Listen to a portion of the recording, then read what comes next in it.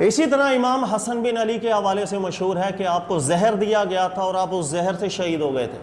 پھر اس کے بعد یہ قصے کہانیاں مشہور ہو جاتی ہیں کہ بھئی وہ زہر کس نے دیا تھا۔ بعض طریقوں کے اندر، بعض روایات میں، تاریخی باتوں کے اندر خرافات بک دی گئیں کہ بعضوں نے کہا حضرت امیر معاویہ تھے جنہوں نے زہر دیا تھا، بعضوں نے کہا کہ وہ یزید تھا جس نے زہر دے دیا۔ پھر کئی لوگ ہیں جو بیان کرتے ہیں کہ نہیں، آپ کی بیوی تھی اس نے زہر دیا تھا۔ پھر وہ بیوی کے ابو تھے، اشعث کی بیوی تھی، بیٹی تھی، اشعث والد کا نام تھا، ان کی بیٹی تھی، جس نے اپنے والد کے کہنے کے اوپر اور والد نے پیچھے یزید کے کہنے کے اوپر اپنی بیٹی کا ذہن بنایا اور اس نے زہر دے دیا تھا۔ یہ ساری باتیں ہمارے یہاں مشہور ہے، اور میں بار بار آپ کو یہ سمجھاتا ہوں کہ ہمارا دین کچی بنیادوں کے اوپر نہیں چلتا۔ بدقسمتی یہ جو تاریخ کے اندر خرافات بک دی گئی ہیں، ہمارے یہاں ان خرافات کو نکال کے امت کے اندر فرقے بنائے جاتے ہیں، نفرتیں پھیلائی جاتی ہیں، غلط باتیں منسوب کی جاتی ہیں، اور اسی بنیاد پر امت کبھی اکٹھی ہو ہی نہیں پاتی ہے۔ ذہن میں رکھ لیجئے گا، تمام محدثین کو پڑھ لیجئے گا کہ یہ جتنی روایات ہیں جس میں ذکر ہے حضرت حسن بن علی کو زہر دیا گیا تھا، اس زہر سے آپ کا انتقال ہوا تھا، تمام محدثین نے ان کے راویوں کو دیکھ کر دیوار پہ اٹھا کے مارا ہے کہ ایسے قذاب اور جھوٹے راوی اس کے اندر موجود ہیں۔ ایسی کوئی بات ثابت نہیں ہے کہ امام حسن بن علی کو زہر دیا گیا تھا۔ وہ کسی کے کہنے پہ دیا ہو یہ دور کی بات ہے، بلکہ ثابت ہی کچھ نہیں ہے۔ اور ایسی کچی باتوں کے اوپر آپ قاتل بھی ٹھہرا دو کسی کو، اور کسی کو جو ہے آپ اللہ کی بارگاہ کے اندر جہنمی بھی بناتے چلے جاؤ، اللہ کو بروز قیامت جواب بھی دینا ہے۔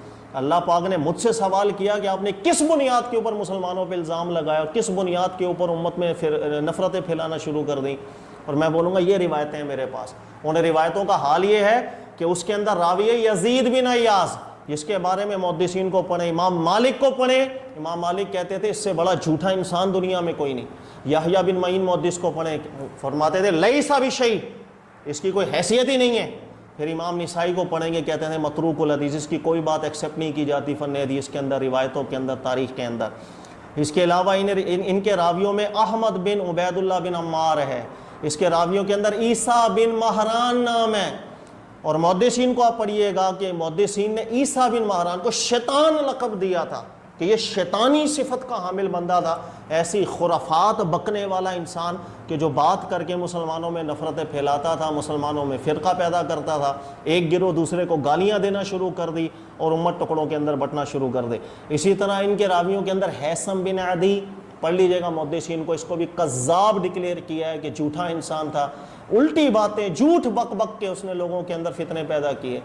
لیکن اللہ تعالیٰ کا لاکھ لاکھ شکر ہے، اس امت کے اندر اللہ نے ایسے علماء پیدا کیے کہ ایک ایک بات کی، ایک ایک سند کی، ایک ایک راویوں کو اٹھا کے انہوں نے دیکھا کون سچ کہتا ہے کون جھوٹ کہتا ہے، پھر سند کے بعد اس کے متن کی بھی تحقیقات علماء نے کی ہے، کیا بات ایکسیپٹیبل ہے کیا نہیں ہے۔ آپ محدث ابو بکر ابن عربی صاحب کو پڑھیے گا، العواصم کے اندر یہ تمام روایتیں ذکر کی ہیں حضرت حسن بن علی کو زہر دینے کے حوالے سے، اور پھر ذکر کیا یہ ساری روایتیں بالکل باطل ہیں، اس کے اندر کوئی ایسی نہیں ہے جو سند کے اعتبار سے بھی ٹھیک ہو۔ متن کو تو بعد میں دیکھیں گے، سند کی حیثیت کے اندر ہی کوئی بات قابل قبول نہیں ہے۔ اس کے علاوہ کئی روایتوں میں ذکر ہے کہ اشعث نے اپنی بیٹی کا ذہن بنایا، اور اشعث جو ہے وہ امام حسن سے 10 سال پہلے انتقال کر گئے۔ یعنی روایتوں میں ذکر آ رہا ہے کہ جو آپ کی بیوی تھی جنہوں نے زہر دیا، باپ نے اس کا ذہن بنایا تھا یزید کے کہنے کے اوپر یا جس کے بھی کہنے کے اوپر، اور تحقیق یہ ہے کہ اس کا باپ 10 سال پہلے امام حسن سے فوت ہو چکا۔ تو قصے کہانی بنانے والے نے وہ قصہ کہانی بنائی کہ چور کی داڑھی میں تنکا، وہ پکڑی گئی۔ محدثین نے، محققین نے کوئی بات چھوڑی نہیں ہے۔ محدثین کو آسان الفاظ میں یوں دیکھیے گا، جیسے ہمارے یہاں جب قتل کی انویسٹیگیشن ہو رہی ہو تو آپ نے دیکھا ہوگا کہ جو بھی ٹیمیں تحقیق کر رہی ہوتی ہیں، جسے CID وغیرہ کہا جاتا ہے، وہ ایک ایک چیز کو تحقیق کرتی ہیں، ہر شبے کو اٹھاتی ہیں۔ وہ کسی بھی جگہ کے فنگر پرنٹس لیں گی، کسی جگہ کے ان کو شک جائے گا وہاں کی تحقیق کریں گی، پھر جا کر کے وہ ایک کیس کے نتیجے کے اوپر پہنچتے ہیں۔ محدثین کی بھی یہ شان رہی ہے، محققین کی بھی رہی ہے، وہ ایسی روایات کو، تاریخی باتوں کی ایسی تحقیق کرتے ہیں کہ راوی کو چیک کرنا، راوی کی بات کو چیک کرنا، اس کے بعد متن کو چیک کرنا، کسی بھی طریقے کا آبجیکشن ہوتا ہے اٹھا کے دیوار پہ دے مارتے ہیں۔ ہمارا دین ایسی کچی باتوں سے ثابت نہیں ہوتا ہے۔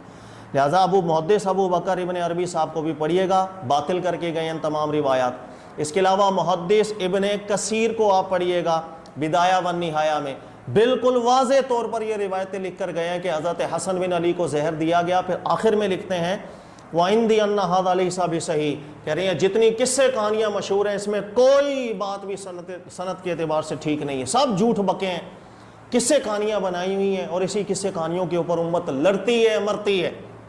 اللہ تعالیٰ عقل سلیم دے اور بلا تحقیق دین کے اندر بات کرنے کی اللہ میں جرأت نہ دے. ہم تحقیق کریں, مضبوط اور ٹھوس نتیجے پر پہنچیں, اس کے بعد کوئی بات ہم کریں. اللہ تعالیٰ سمجھنے کی توفیق دے. جزاک اللہ خیر.